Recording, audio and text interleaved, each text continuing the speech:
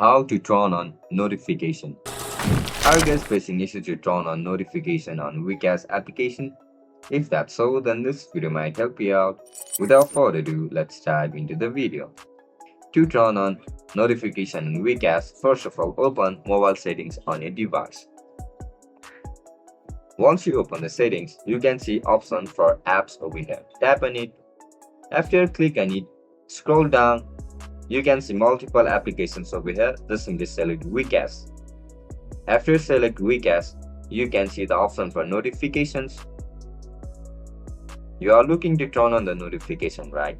Just simply toggle this option. Once you toggle it on, you will be able to get notification from WeCash on your mobile navigation page. And that's it, guys. That's how you're going to turn off notification on WeCash. If you guys found this video helpful, don't forget to like, share, and subscribe to our channel. I'll catch you up in the next one. Bye bye.